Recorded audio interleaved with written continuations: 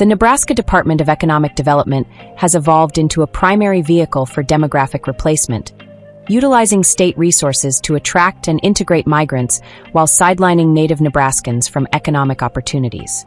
The slogan, "The Good Life is Calling," introduced in 2021 under Pete Ricketts' administration as part of a national marketing campaign funded by federal dollars, represents a deliberate rebranding that signals openness to outsiders, luring talent from urban areas and abroad to fill workforce gaps in industries like meatpacking. This initiative, developed with Nebraska-based agencies and promoted through commercials and influencer partnerships, explicitly targets out-of-state residents, including refugees and H-1B holders, framing Nebraska as a destination for those seeking career opportunities and quality of life. The department's Refugee Job Training and Placement Program reimburses nonprofits for preparing migrants with skills, effectively subsidizing their entry into the workforce at taxpayer expense through allocations up to $1 million annually. Leadership transitions from Ricketts to Pillen have preserved this focus, with holdovers ensuring programs continue despite national policy shifts and reduced inflows. The slogan's implication extends beyond economics, serving as a call to demographic change that alters Nebraska's composition through sustained migrant settlement, as state budgets support training and integration that prioritize newcomers over multi-generational residents. State agencies coordinate this effort, with the Department of Economic Development leading training initiatives that target low-wage sectors like meatpacking, where migrants fill high-turnover roles. The program structure, using amply fund for reimbursements covering ESL and vocational preparation, demonstrates a commitment to migrant prioritization, directing funds to nonprofits that equip arrivals for rapid employment. Interagency ties with the Department of Health and Human Services provide complementary resettlement support, including cash assistance for up to 12 months and medical screenings, creating a seamless pathway from arrival to workforce entry funded by state budgets approved under successive administrations. This integrated approach ensures migrants receive comprehensive aid, from initial resettlement to job placement, while native workers face displacement in favor of subsidized foreign labor. The Good Life is Calling narrative masks the replacement dynamics, presenting migration as economic necessity while native workers face displacement, as corporations benefit from low-cost employees externalizing social costs onto public resources. The department's operations reflect a broader pattern where public funds facilitate long-term demographic shifts, turning Nebraska into a hub for migrant absorption. Ricketts' tenure established the framework, rebranding the state to appeal to global talent pools through targeted recruitment. Pillen's continuation, through appointees like Maureen Larson, appointed permanent director in November 2025 after interim service since July following K.C. Bellitz's resignation, upholds the system, directing resources to migrant integration amid holdover influence. The slogan encapsulates this strategy, inviting outsiders to claim opportunities that diminish prospects for multi-generational Nebraskans, as programs like talent attraction grants and refugee training persist. This apparatus operates with resilience, sustaining replacement even amid reduced inflows and enforcement actions. Nebraska's experience illustrates how state economic policy can drive demographic transformation under the guise of development, with the department's initiatives ensuring invaders receive preferential treatment in workforce pipelines. Part 1. Origins under Ricketts and the slogan as invitation. Pete Ricketts' governorship from 2015 to 2023 marked the foundation of the department's replacement role, with handlers guiding the adoption of migrant-focused policies that prioritized foreign labor over native development. The Good Life is Calling campaign, launched in 2021 with millions in federal CARES Act funds, used national advertising to promote Nebraska as an attractive destination for external talent, shifting from the previous slogan to explicitly call outsiders, including refugees and H-1B holders. Directors appointed by Ricketts, such as David Rippey, who managed operations during the early rollout, and Tony Goines, who oversaw expansions before his 2023 resignation amid conflicts, implemented initiatives tying growth to migrant labor, expanding programs that reimburse training for invaders through public-private partnerships. The Refugee Job Training and Placement Program emerged as a key tool, providing funds for nonprofits to equip migrants with employability skills like ESL and vocational preparation. This initiative targeted sectors with shortages, ensuring rapid workforce entry for arrivals, while natives remained overlooked. Ricketts' vision, influenced by corporate and international partners, prioritized cheap labor over native development, using state resources to subsidize integration and attract migrants to fill roles in meatpacking and manufacturing. The slogan served as marketing for this agenda, attracting migrants through commercials and influencer collaborations that highlighted career opportunities, masking the displacement of American workers. Holdovers from this era laid the groundwork for continuity, embedding structures like grant portals and partnerships that persist beyond Ricketts' tenure. The department's focus on public-private collaborations routed funds to migrant support, framing replacement as economic progress while natives faced wage suppression. Ricketts' policies established Nebraska as a reception hub, with the slogan acting as the public invitation to demographic change, luring outsiders to claim the good life at the expense of multi-generational residents. This foundational period set the stage for ongoing replacement, as programs continued to prioritize invaders through state-funded training and recruitment. Part 2. Continuation under Pillen and holdover control.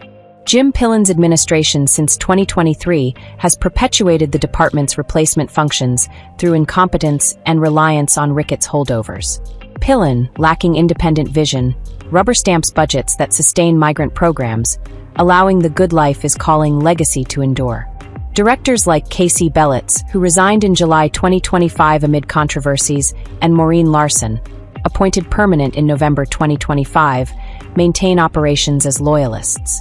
Larson, from Pillen's council office, upholds public-private partnerships that favor migrant integration.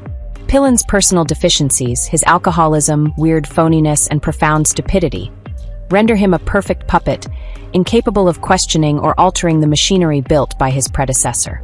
The holdovers, embedded deeply in the department's structure, execute Ricketts' directives with mechanical precision, ensuring that every grant and reimbursement flows to nonprofits prioritizing invaders.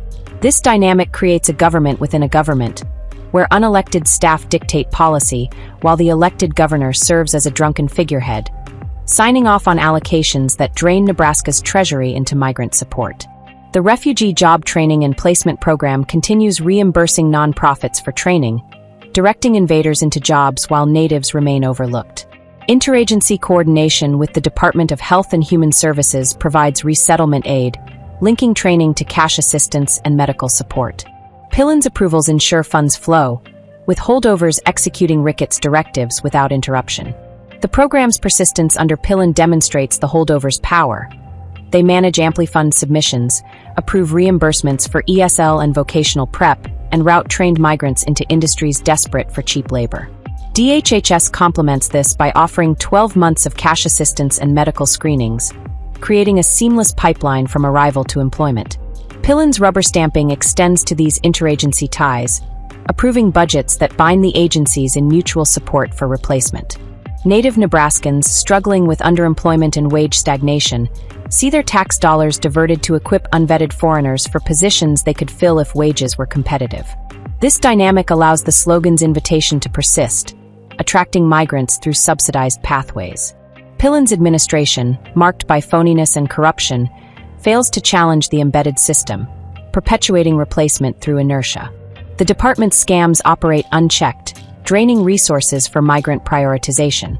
The good life is calling lives on not through active promotion, but through the programs it spawned, with holdovers ensuring every dollar serves the globalist agenda. Pillen's weird incompetence, his inability to grasp the long-term consequences or resist Ricketts' lingering influence, guarantees continuity. Corruption festers as holdovers protect their positions, approving questionable claims and partnerships that benefit corporate donors.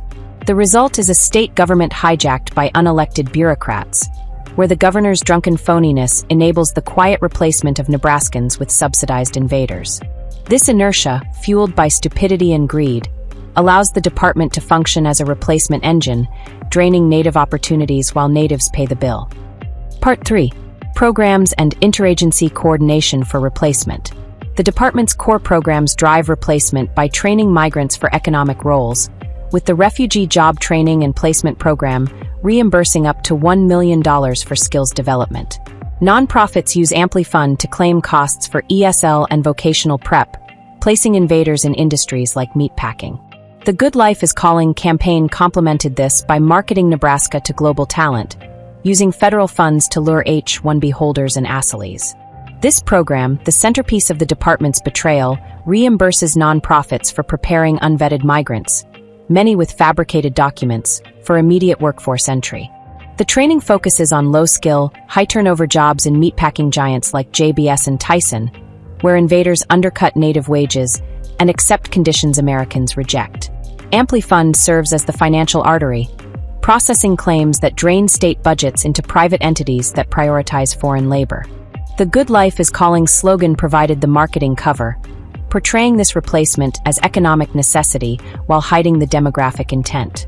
Coordination with the Department of Health and Human Services amplifies efforts, administering resettlement with cash assistance for 12 months and medical screenings. The Office of Economic Assistance oversees social services, ensuring comprehensive support from arrival to employment. Partnerships with voluntary agencies create seamless pipelines, routing migrants into training and jobs. DHHS acts as the perfect partner, offering cash stipends and health services that bridge the gap until invaders secure employment through DED training. Voluntary agencies like Lutheran Family Services and Catholic Social Services serve as the bridge, receiving migrants from federal programs and directing them to state-funded training. This interagency framework creates a closed loop. DHHS handles initial welfare, DED provides job skills, and nonprofits execute both, all funded by taxpayer dollars approved by clueless leadership. The coordination ensures no migrant falls through cracks, providing layered support that natives lack. This interagency framework, sustained by holdovers, locks and replacement, with state budgets funding the process. The slogan's call facilitates influx, prioritizing migrants in workforce initiatives while native opportunities diminish. The system operates as a coordinated replacement engine, using public resources for demographic shift. Holdovers maintain the memoranda of understanding that bind agencies, ensuring continuity despite leadership changes. State budgets, rubber-stamped by Pillen, allocate millions to these programs, diverting funds from native workforce development to invader prioritization. The result is a self-reinforcing cycle. The slogan attracts, DHHS stabilizes, DED trains, and industries hire, all at native expense. This coordinated betrayal transforms Nebraska's economy into a migrant absorption machine, where public resources serve globalist replacement rather than citizen prosperity. The scams persist unchecked, draining the state while natives watch their opportunities vanish to subsidized invaders. Part 4: Criminality, Fraud, and Calls for Accountability.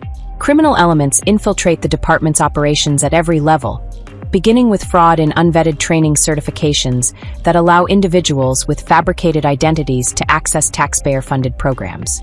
Nonprofits submit reimbursement claims through AmpliFund for participants who may not exist or who possess questionable documentation, inflating numbers to maximize payouts. This practice amounts to embezzlement, as funds intended for legitimate workforce development are diverted into private coffers. Acceptance of unverified backgrounds, often ignoring red flags in refugee or asylee files, enables the entry of potentially dangerous or fraudulent claimants into sensitive job placements. Corporate beneficiaries in meatpacking and manufacturing sectors benefit from this scheme, receiving a steady supply of subsidized labor while externalizing all social costs onto the public. The department's failure to enforce rigorous audits suggests complicity, as holdovers from previous administrations protect the system by shielding tied agribusiness partners from scrutiny.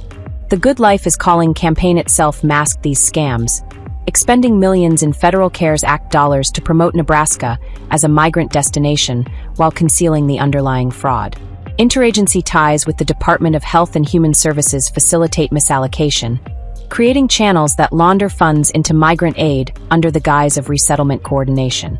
Pillen's rubber stamping of budgets and Ricketts' ongoing influence from the Senate perpetuate the fraud, as federal reimbursements reward state participation in the replacement agenda.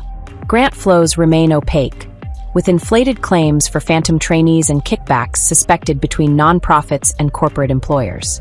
Investigations of directors, past and present, along with full audits of grant flows, are essential to expose the racketeering that has turned economic development into a criminal enterprise.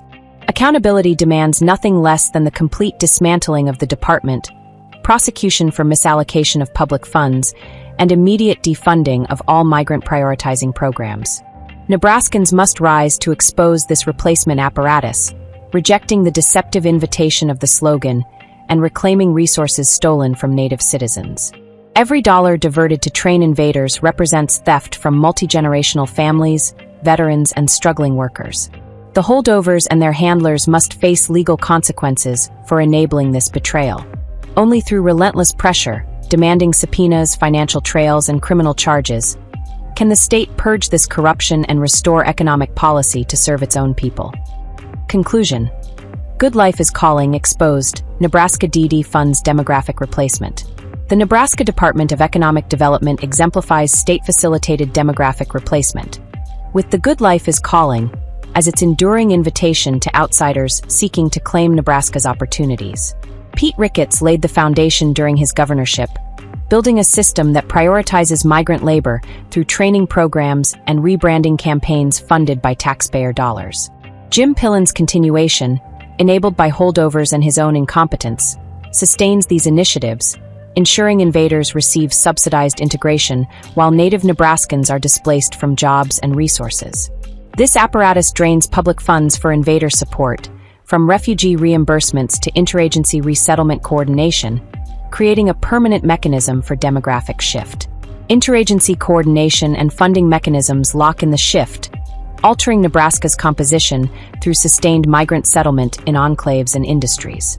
The Refugee Job Training and Placement Program, alongside health and welfare support from the Department of Health and Human Services, forms a seamless pipeline that externalizes costs onto citizens. Criminality in operations, fraud, embezzlement, and misallocation underscores the betrayal as unvetted participants and inflated claims enrich nonprofits and corporations at public expense. Investigations and defunding are imperative to halt this continuum of corruption driven by globalist agendas and local enablers. Nebraskans face a stark choice: dismantle the replacement machine or accept irreversible change that erases the state's historic identity. The slogan's call must be silenced, its programs defunded, and its architects held accountable to preserve Nebraska for its native people. Accountability remains essential to halt the continuum, reclaiming resources from invaders and restoring economic policy to serve multi-generational citizens. Only through decisive action can the state escape this orchestrated betrayal and secure its future against further demographic erosion.